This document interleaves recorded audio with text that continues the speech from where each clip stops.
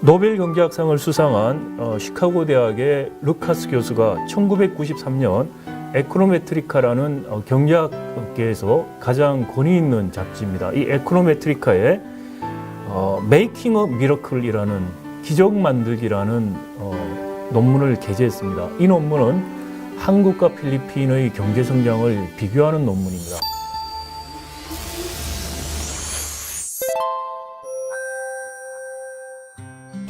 루카스 교수에 의하면 1960년대 초에 한국과 필리핀은 여러 가지 조건이 비슷했습니다. 1인당 소득이라든지 산업 구조, 인구 규모, 인구의 구성, 그다음 수출 품목, 주력 산업, 농업이죠. 도시화율, 이런 모든 면에서 거의 비슷했다는 것입니다. 그런데 한 30년이 지난 이후에 60년대부터 1988년까지 한국 경제는 연평균 실질적으로 6% 이상의 고도 성장을 하였고요. 필리핀은 연평균 2% 미만의 성장을 했습니다. 그 결과 1988년의 시점에서 보면 필리핀보다 한국의 1인당 소득이 3배 이상 커진 그런 결과를 나왔습니다. 네, 한국은 발전 전략을 통해서 경제 성장을 달성할 수 있었는데요. 이와 유사했던 필리핀은 왜 동일한 발전 전략을 선택해서 경제 성장을 달성하지 못했는지 궁금합니다. 한국 경제의 성장 전략을 주식회사 대한민국이라고 요약해서 이야기를 합니다. 즉, 정부 주도, 재벌 중심의 성장을 했다는 것인데요.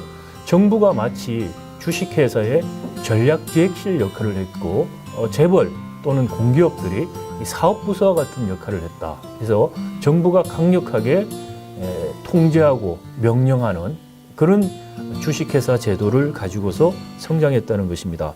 이런 과정에서 정부는 기업들에게 많은 금융과 산업적인 보조와 지원을 했고요. 또 다른 한편으로는 노동조합이라든지 임금 같은 것들을 엄격하게 규제하는 반노동적인 정책을 채택하였던 것입니다. 1960년대, 2000년대 미국과 대비해서 다른 나라들이 얼만큼 더 잘 살게 되었는가라는 그림입니다. 이 X축에는 60년대 미국의 GDP, Y축은 2000년대 미국의 GDP입니다. 그래서 1.1이 바로 미국을 나타냅니다. 자, 이 45도 선상에 있는 나라들은 1960년대와 2000년대에 미국과 상대적으로 소득이 변하지 않은 나라들이라는 의미가 되겠습니다. 45도 선상 윗부분에 차지하고 있는 부분들, 이 부분들은 1960년에 비해서 2000년도에 미국과 상대적인 의미에서 더 잘 살게 된 나라들이고요. 45도 선상 밑에 있는 나라들은 1960년대가 오히려 2000년대보다 미국과 상대적인 의미에서 더 잘 살았던 나라들을 의미합니다. 자, 이 그림에서 볼 수 있는 것처럼 많은 나라들이 45도선 근방에 있습니다. 즉 무엇이냐면은 미국보다 못 살던 나라들이 여전히 같은 정도로 못 살고 있다라는 것입니다. 자, 이 45도선 위에 있는 몇 안 되는 나라 중에 하나가 한국입니다. 홍콩, 일본, 싱가포르, 중국 같은 몇 되지 않은 나라들이 60년대 이후에 실질적인 경제 성장을 하였다는 것입니다. 왜 그렇다면은 필리핀은 한국처럼 성장할 수가 없었는가라는 질문을 우리가 할 수가 있겠습니다. 자, 기술을 발전시키고 자본을 축적하고 교육을 시켜서 경제 발전을 할 수 있다면은 왜 필리핀도 동일한 전략을 통해서 한국 같은 발전을 하지 못했는가? 필리핀뿐만이 아니고 지금 많은 저개발 국가들이 왜 한국과 같은 발전을 하지 못했는가라는 것이 바로 경제 발전의 근본적 원인이 무엇인가라는 질문입니다. 그런데 한국을 보시면은요, 60년대, 70년대 고도성장기에 필리핀과 비교했을 때 이 제도적인 요인에서 차이가 있었느냐? 차이가 없었다는 것입니다. 다른 많은 저개발 국가와 달랐던 근본적인 원인이 무엇인가? 여기에 대한 대답을 구하고자 하는 것이 우리 시장과 정부 연구센터의 가장 중요한 연구 주제 중에 하나입니다. 이 시장과 정부의 연구 주제는 이 경제 발전의 한국 경제 발전의 근본적 원인이 과연 무엇인가라는 것을 탐구하는 것이고요. 두 번째 연구 주제는 한국의 이 발전 국가론적인 경제 발전 전략, 즉 정부 주도 재벌 중심의 경제 발전이 지금도 여전히 유효한 것인가라는 것입니다.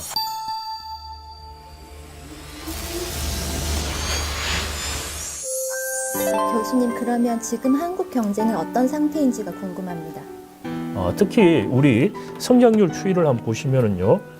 자, 2008년 금융위기 이후에 한국 경제 성장률도 전 세계처럼 꼰두박질입니다. 그러나 이 그림에서 보시는 것처럼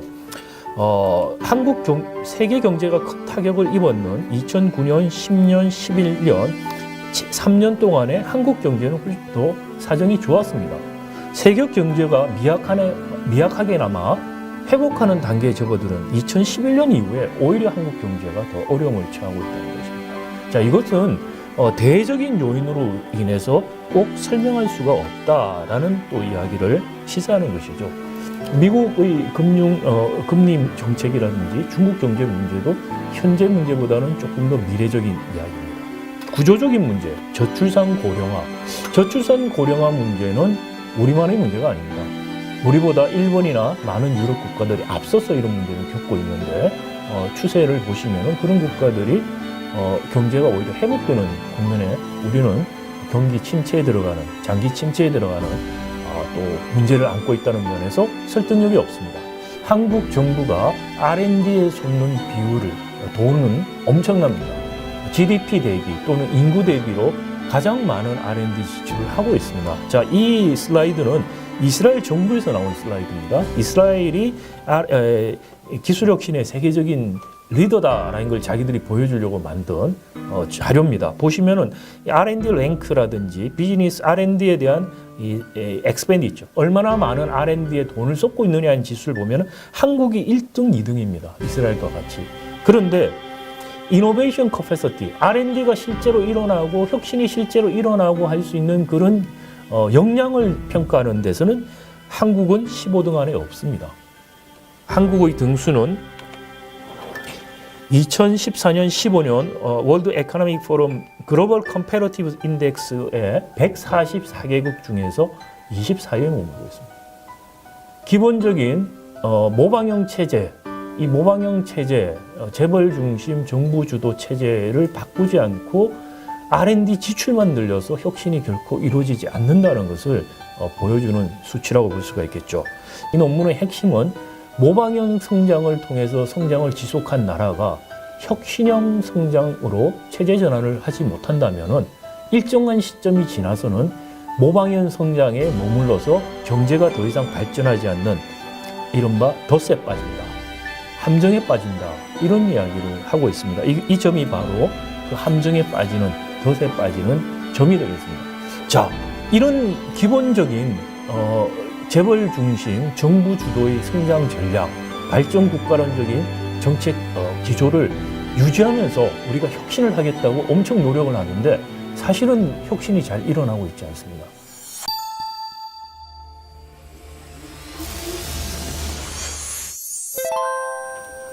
교수님, 그럼 이러한 상황에서 어떠한 변화가 필요한지 궁금합니다.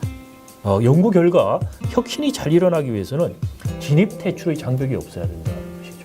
또 혁신이 잘 일어나기 위해서는 재산권이 보호화가 되고 자본시장이 발달되어야 된다는 것입니다.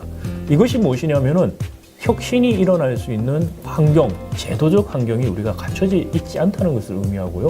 이런 환경 하에서 정부가 R&D에 대한 지원만 늘려서 지금 아무것도 될 수가 없다는 것을 단적으로 보여주는 지표입니다. 우리가 무엇을 해야 될까요? 정책 대전환이 필요하다는 것입니다. 지금 이른바 박정희 개발 레즘이라고 할 수 있는 정부 주도 재벌 중심의 추격형 모박형 경제 발전 전략에서 혁신형 경제로의 이행이 필요하다는 것입니다. 자, 또 하나, 이런 일감 몰아주기를 많이 해서 혁신이 일어나지 않으면 어떻게 되는 것이냐? 우리 재벌 기업들은 아직까지 최종재 생산에 지금 하고 있죠.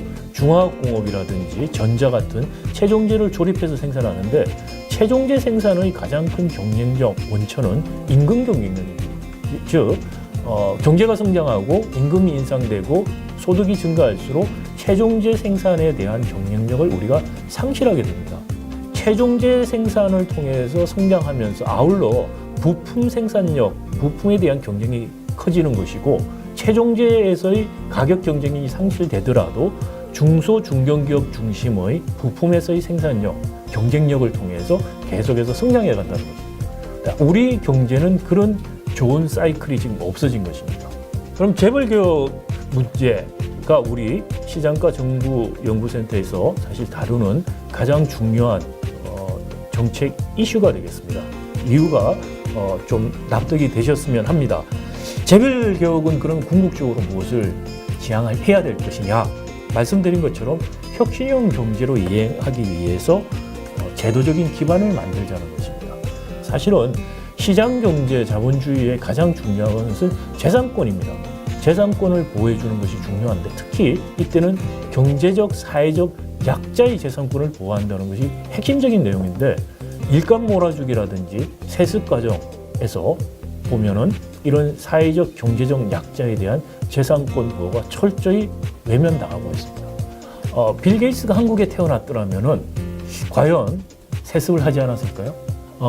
빌 게이츠가 마이크로소프트 주식을 한 50% 갖고 있었습니다. 마이크로소프트가 잘 나갈 때 빌 게이츠가 세계 제일 부호가 됐습니다.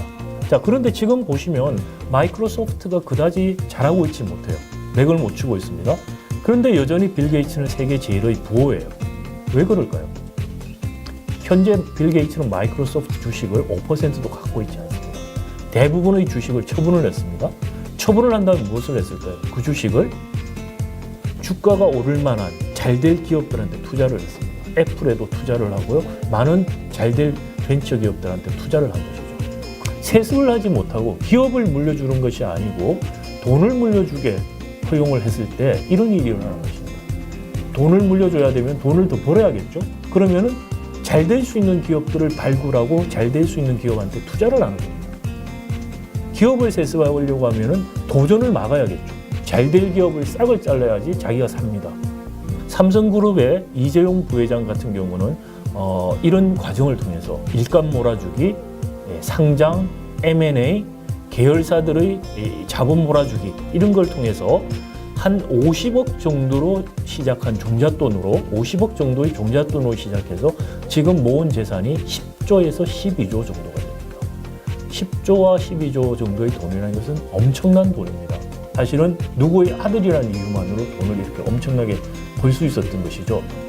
재벌개혁을 통해서 금산분리가 이루어지고 산업자본이 아닌 순수한 금융자본을 가진 재벌들이 성장할 수 있는 발판을 마련하는 것. 그것이 우리 자본시장 성장을 위해서도 중요한 것이고요.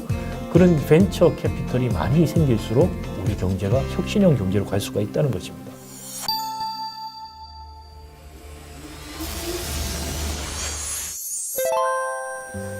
교수님, 이러한 정책 대전환을 위해 시장과 정부연구센터에서는 무엇을 하는지 궁금합니다. 센터의 일들을 제가 몇 가지 소개를 드리겠습니다. 우리 센터는 제가 센터장으로 있고요. 권일웅 교수님이 부센터장으로 있고 운영위원회에 5분의 운영위원이 있습니다. 저를 포함해서 5명의 운영위원이 있고 5개의 연구회 조직으로 우리 석박사 학생들이 조직되어 있습니다. 이 연구회들은 기본적으로 시장과 정부에 대한 경제 발전 단계에 따른 시장과 정부의 역할과 범위를 이 5가지 주제로 나눠서 연구를 하고 있는 것입니다. 주요 사업을 말씀드리면요. 먼저 우리 핵심적인 사업이 2가지가 있습니다. 하나는 연구개발 사업입니다. 연구개발 사업은 우리 운영위원 교수님들을 중심으로 또 운영위원회는 참석하지 않지만 우리 센터의 연구과제와 밀접한 연구 주제를 갖고 있는 교수님들을 초빙해서 1년 단위로 연구개발 사업을 하는 것입니다. 우리 센터는 매년 수차례 해외 기관을 방문하거나 학술대회에 참석을 하고 있습니다. 그뿐만이 아니고 그런 해외 기관의 방문과 학술대회 참석을 통해서 해외 학자들과의 네트워킹을 하고요. 그 네트워킹을 좀 더 발전시키기 위해서 매년 국제학술대회를 실시하고 있습니다. 조금 더 구체적으로 보시면은요, 2012년 이후로 우리 센터에서 이 다음과 같은 매년 4번 내지 8번에 걸친 연구개발 사업을 수행하고 있습니다. 보고서가 나오는 자료들이 축적이 되고 이 축적된 자료가 정부와 시장의 역할과 범위를 우리가 어떻게 재설정하고 어떻게 개혁해 나갈 것인가 연구와 정책 제언의 밑거름이 되고 있습니다. 이 연구개발 사업의 결과는 1년에 한 번 정책 세미나라는 형식으로 많은 학생들이나 일반인들에게 공개되고 전파하고 있습니다. 많은 초청 강연, 브라운백 세미나를 통해서 우리 행정대학원 학생들뿐만이 아니고 서울대 그리고 관심 있는 외부에 있는 전문가들이 참여할 수 있는 그리고 공론화 과정을 포함하고 있습니다. 우리 시장가 정부연구센터는 정부 혁신, 재벌 개혁이라는 큰 주제를 가지고서 한국 경제와 한국 정부가 앞으로 나아갈 길이 무엇인가에 대해서 체계적인 자료 축적, 연구, 확산, 정책 제언의 작업을 지속적으로 해나가겠습니다. 여러분들의 많은 성원과 관심을 부탁드리며 더욱 열심히 매진할 것을 약속드립니다. 감사합니다.